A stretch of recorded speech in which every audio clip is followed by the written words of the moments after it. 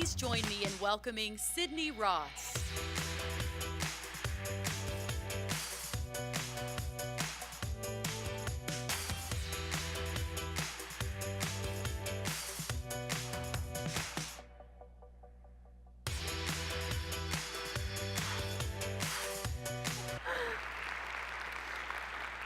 Okay, so I'm really excited because today I get to tell you all a story. Now, this story takes place over the course of 1 year, and it contains one of the highest moments in my life and one of the lowest. And the funny thing is that it was the lowest moment that taught me the most valuable lessons.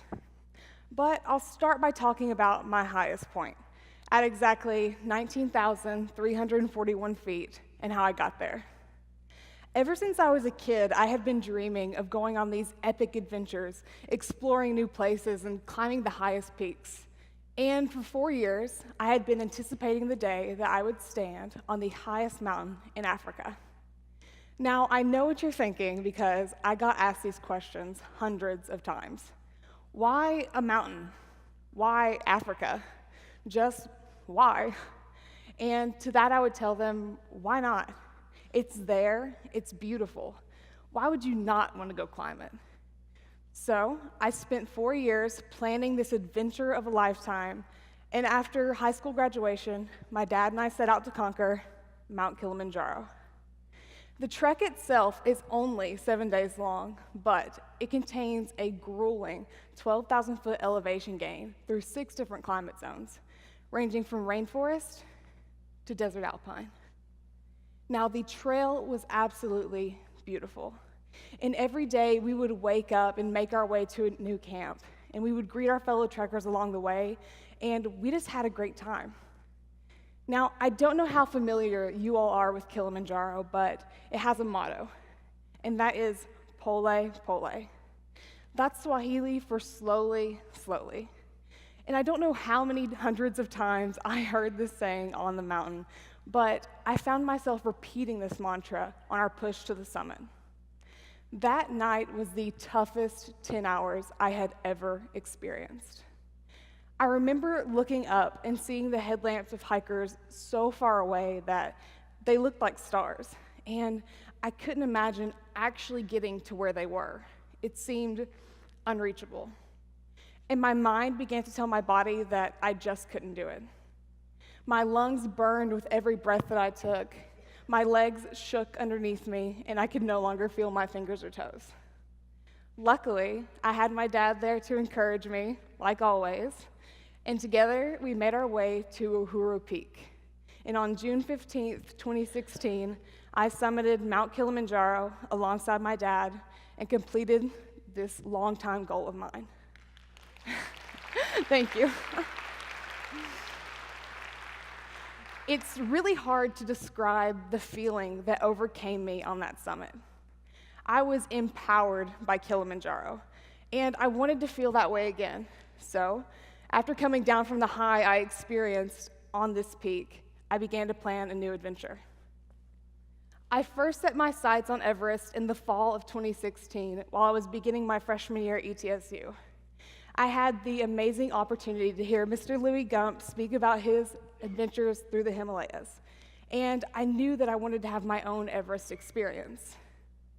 Now, I wasn't planning on climbing to the top due to lack of, time, funds, and experience, but I knew that I wanted to see Mount Everest in person. So I found a trek to the EBC, or Everest Basecamp, and this trek looked perfect for me. It was only 12 days, and I heard from a lot of other trekkers and guides that it was way easier than summiting Mount Kilimanjaro. So I was like, yeah, piece of cake. I spent months planning this trip, researching the trek, and basically organizing how this whole adventure would play out. I knew that I was ready, capable enough, and strong enough to tackle this challenge on my own. So I set off to the other side of the world. And after 30-plus hours of traveling, I landed in the capital city of Kathmandu. Kathmandu was probably the craziest, most chaotic city I had ever been in. But on my way to the hotel, I didn't feel nervous or anxious. I felt excited. That next day, I met the rest of my wonderful trekking team, and that night we had dinner and laughed and got to know one another. And we were looking forward to arriving at base camp in just 9 short days. Now, to begin this journey, our team had to wake up at 4 a.m. and head to the airport across town, where we boarded a 12-passenger plane and flew to a small mountain village called Lukla. Now, there is a reason that the Tenzing Hillary Airport is deemed the world's scariest airport, and as you can imagine, this landing got my adrenaline pumping. And frankly, I was just glad to be alive. So after we settled down from our landing, we enjoyed an amazing breakfast, and I couldn't help but to think of how perfect everything was. Children laughed and smiled at us. The locals wished us well, and we were off. We crossed high bridges, passed by herds of yaks, and saw these amazing views of the foothills. That morning was absolutely perfect. Now, we had been trekking for about 6 hours, and we were almost to our stopping point for the night. But to get to this village, we had to climb about 200 stairs, which honestly felt like 1,000. And for someone who is in reasonably good shape, or I like to think so, I was completely out of breath. Even when I stopped to take a break, which I knew was definitely not normal. But I decided to pass it off as my body adjusting to the altitude change I experienced flying into Lukla and the near heart attack that I had when we landed. I figured it would pass after a good meal and some rest, but it didn't. That night, I felt like I had been run over by a herd of yaks, and my team could tell that I was not doing well at all. So I decided to put a lot of extra energy into acting super upbeat and reassuring them that I was completely fine, but I don't think that they bought it. Now, while I was dealing with this sickness, I had this one moment of absolute joy and elation. I stood in front of Mount Everest. From where I was, I could clearly see the peak, the highest point on Earth, and I was speechless. That same feeling that I had on the summit of Kilimanjaro overcame me once again, and I actually found myself tearing up from the sheer beauty of it. This moment was everything that I imagined it would be and more, but it was fleeting. And as the clouds covered the summit, we pushed on. Now, here is where the story takes a turn for the worse. Over the next 4 days, my symptoms got progressively more severe, and I slowly began to accept what everyone else already knew at that point. I probably wasn't going to make it this time. I believe my final point of acceptance was when I was sitting on a rock, just putting all of my energy into keeping myself conscious.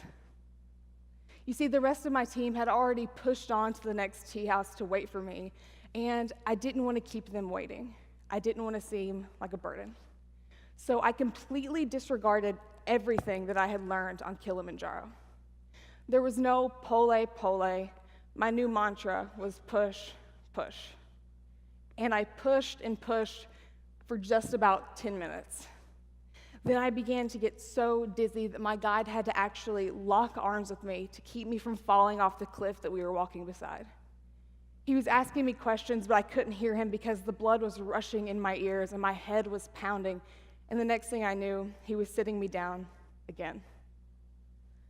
Now, before I could even begin to think straight, there was an elderly Sherpa man, whom I had never met, in my face asking me about my symptoms.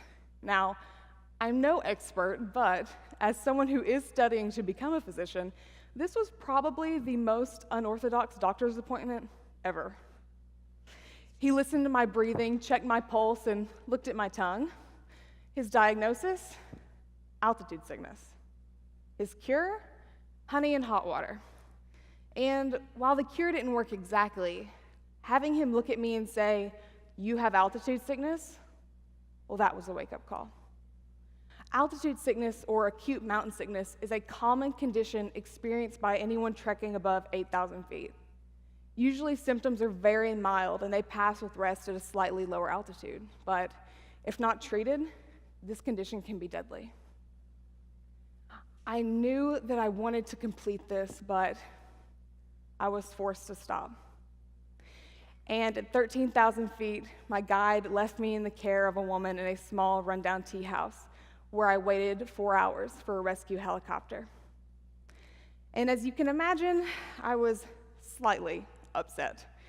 This is not how I imagined things working out at all. And it really hit me hard when I had to make this post, letting my friends and family know what had happened to me. You see, we portray our idealized lives through social media. And for months, I had envisioned this picture of me standing in base camp, probably grinning ear to ear, but it just didn't work out that way.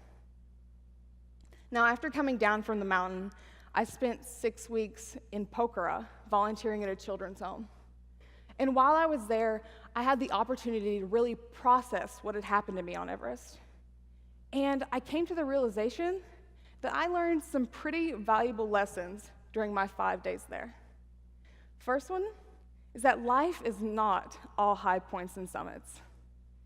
We all go through these experiences where we feel like we weren't good enough, or we feel like we fell short, or just failed in general. And it's important for us to experience these and to work through them, because we all go through this. These low points produce our high ones. And the next thing I learned is that it is okay to relinquish control, even when you really don't want to.